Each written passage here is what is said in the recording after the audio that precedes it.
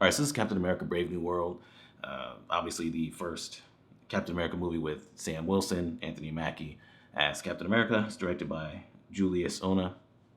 I really liked Falcon and the Winter Soldier, and I wanted to see this when it first came out, but didn't get the chance to. But uh, apparently, people didn't really like this that much. And after seeing it yesterday, I see why.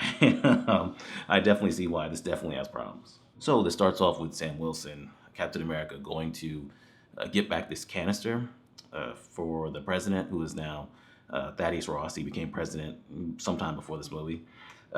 In this, he was recast as Harrison Ford because William Hurt passed away. So he goes there to get the canister. He gets it.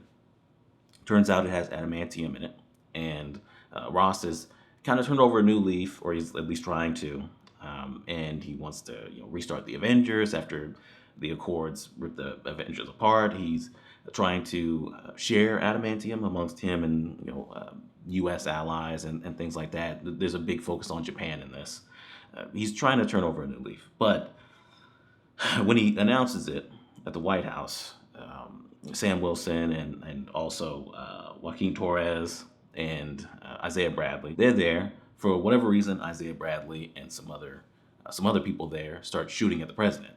So Isaiah Bradley ends up going to jail, and so now Sam Wilson has to figure out why Isaiah Bradley did that, or what's really going on and who's actually behind what happened. So I didn't like this movie, just like other people. Well, not overall. There are things that I liked, but I don't think it fully came together. I think that this is more in the mediocre realm, though, than bad. I think it's more forgettable, and the story it just doesn't come together. There's some interesting things here, but it doesn't fully mesh well, and it ends up not being all that good. I do think that Anthony Mackie as Sam Wilson and now Captain America, I think that works. I thought it worked with the ending when he finally fully became Captain America with Falcon and the Winter Soldier, which I really like that series. And I think it still works here. I think he embodies what Captain America is. I like the aspect of him not being a super soldier and still being able to be Captain America, because Captain America is more than just the super soldier serum. I don't like that they touch on that in this, where he's like, "Oh, I should take the serum when certain things happen." And I'm like, we already kind of covered that with Falcon and the Winter Soldier, but whatever. I think he does work as Captain America. I think the mantle pass, for the most part, works, even if obviously things aren't going to be the same. Like the action sequences, like I think they're all good. I think the choreography is good, but it's not to the level of Winter Soldier and Civil War, because it can't be, because of the limitations of the character. But I think he's still able to do really well as Captain America, and I think Anthony Mackie does a really good job. It's interesting what they do with Ross in this, where he is having this arc of wanting to change and be a better man for his daughter and things like that. I like how the shitty things that he did in his past, are now coming back to haunt him, and his life is being destroyed. His reputation is being destroyed based on the things that he did in the past, even though he's trying to be better. It works for the redemption to have the character really have to take accountability for the things that he did in the past. My main issue coming into this movie was, okay, why is Captain America fighting Red Hulk? Like, even Steve Rogers, Captain America, who was a super soldier, I was like, okay, this still wouldn't make sense for that to be a villain for this movie. But when it happened, I did like the way that it played out. It wasn't like ridiculously far fetched.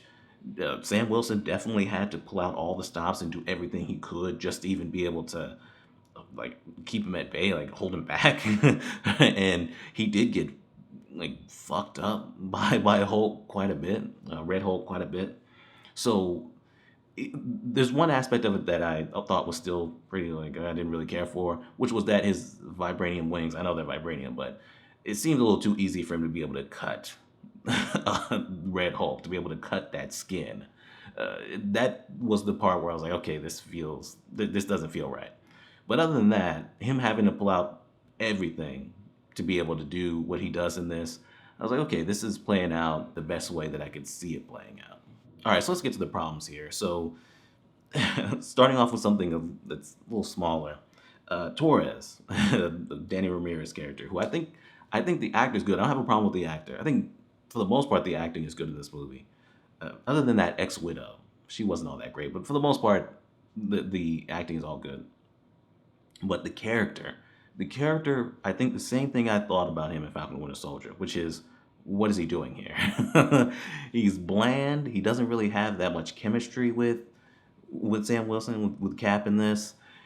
He's just kind of there. He talks a lot, but nothing he says is ever funny. I mean, every time he has a moment that's supposed to be lighthearted and it's supposed to be a funny moment, it just lands with a thud. It's never funny. I never find this character funny or interesting or entertaining. He's just kind of there. And like with Falcon and Winter Soldier, he's mainly in the beginning part, and I'm mainly waiting for Sam Wilson and Bucky to have their back and forth, which they actually have really good chemistry. So having him pal around and partner around with this guy, and he's the new Falcon pretty much, it doesn't work. It feels forced. Let's go to some bigger stuff here. Starting off with Ross, like I said, they do some interesting stuff here, redemption story, but I don't think it fully lands because his character is, you don't really know, or you can't really be sure what to think about the character for a good bit of the movie because he's inconsistent. Like sometimes he seems like, oh, he's actually trying to change, and other times it's like, nah, he's still shitty. And it's all just, he's just, those are just words, his redemption. And then also, and this is something they couldn't control, obviously, other than, I guess, casting somebody that would have been better. But Harrison Ford is this character now. There's a disconnect there. It doesn't feel like the same character. It just doesn't. And then, they have the whole thing where it's like, oh, I had to shave the mustache to win the election. And it's like, well, then they show him with the mustache, supposed to be in the past. And he still doesn't look like Ross from the other movies or anything like that. It's such an odd choice. It felt like a last minute, like, oh, we don't have William Harrison Ford. He's a name. Yeah, we can get him. It never worked for me. There was always a disconnect with me thinking that this is the same character. Oh, the villain. The villain looks ridiculous. The villain, the things that the villain does, controlling people's minds in like a really specific way that's kind of dumb.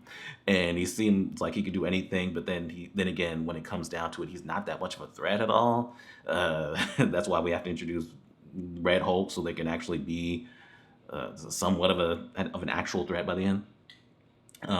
It's convoluted with that stuff, with that character, and a big thing about it is that it just doesn't feel like it has that much weight. It just doesn't. It feels small. It feels like it could have been on Disney Plus right along with Falcon and the Winter Soldier. It feels like it could. It feels small. Even when big things are happening, these big action moments, certain things towards the end, it still always feels small. Instead of feeling like, oh, well, this is Sam Wilson as Captain America really having to deal with this situation that's so much bigger than him. And so, that feels like a movie. This only ever, to me, ever felt like, oh, this is just something Captain America had to deal with. It needed more. It doesn't. It's a forgettable, just another forgettable, movie thrown out there for the MCU. And they really, really need to have legitimate wins at this point, not nostalgia-filled stuff like Deadpool and Wolverine. They need real wins, and this is not one of them. So that's it. That's Captain America: Brave New World. It ended up being largely mediocre, so I'm gonna give it a rental. There's good stuff here.